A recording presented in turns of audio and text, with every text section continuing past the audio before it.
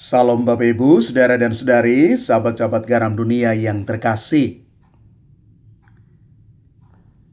Teks Injil Lukas bab 20 ayat 27 sampai dengan 40 sebagai sumber permenungan dan refleksi kita hari ini menceritakan bagaimana orang-orang Saduki itu adalah golongan mereka yang tidak percaya adanya kebangkitan orang-orang mati.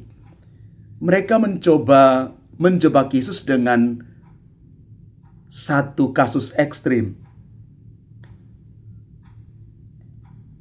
Ada seorang perempuan yang menikah berulang kali dengan 7 bersaudara karena suami-suaminya mati satu persatu tanpa diberikan keturunan, tanpa anak.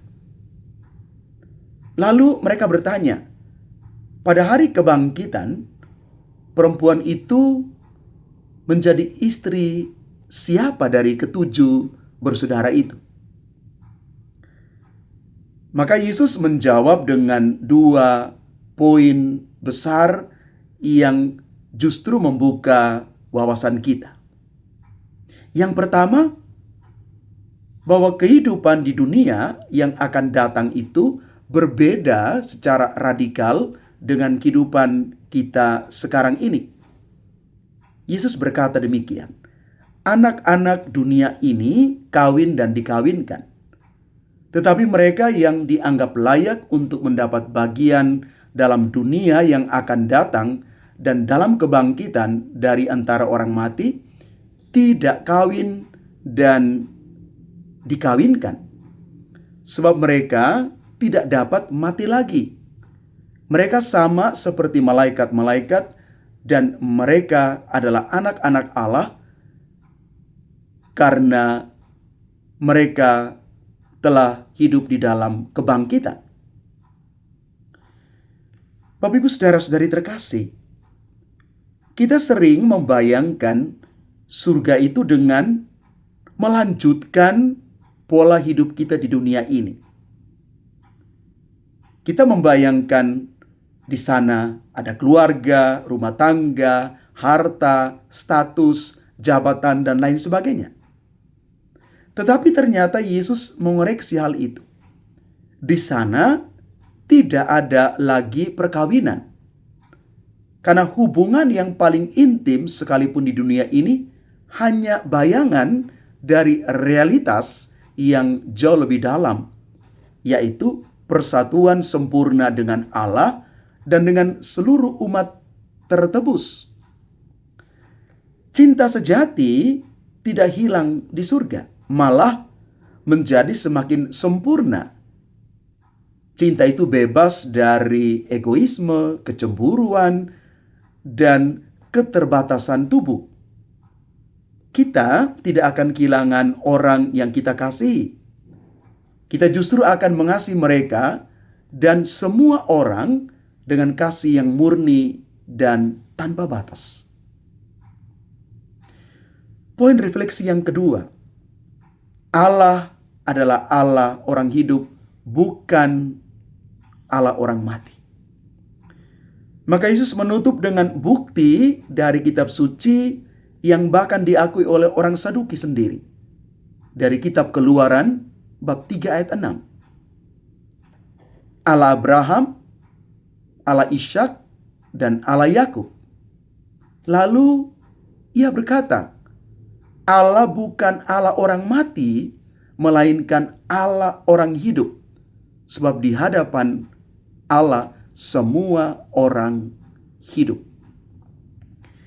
Bapak Ibu saudara-saudari terkasih, bagi Allah, Ishak, Abraham, Ishak, dan Yakub yang telah ratusan tahun itu meninggal dunia tetap hidup di hadapannya. Kematian itu bukan akhir hubungan kita dengan Allah.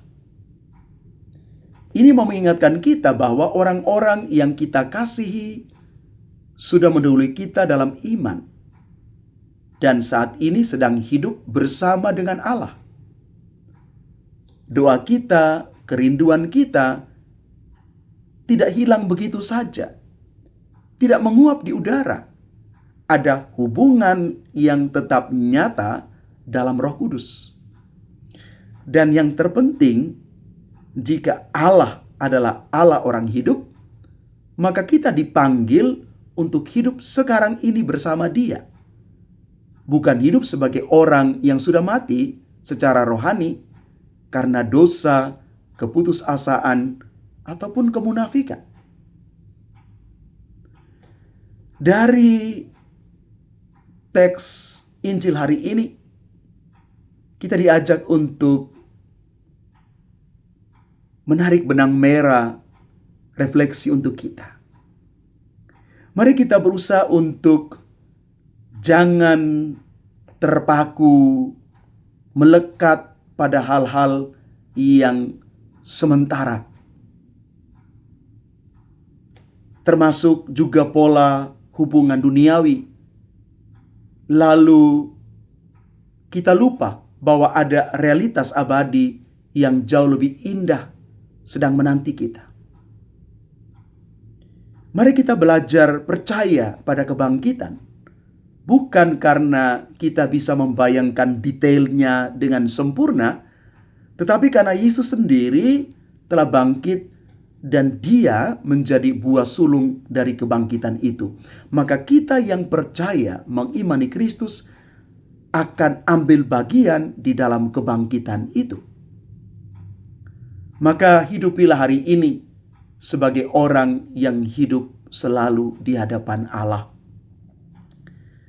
Kita berani untuk mengampuni, mengasihi, berani melepaskan, karena kita tahu kematian itu bukan akhir dari segala sesuatu, melainkan pintu masuk ke dalam hidup yang sejati. Mari Bapak Ibu, Saudara-saudari terkasih, semoga lewat firman Tuhan hari ini sungguh menginspirasi kita semua bahwa janji Tuhan ada pada kita, bahwa kita semua yang percaya kepada Kristus, buah sulung kebangkitan itu, akan juga mengalami kebangkitan setelah kematian. Karena kita yakin dan percaya, kita pergi kembali ke rumah Bapa.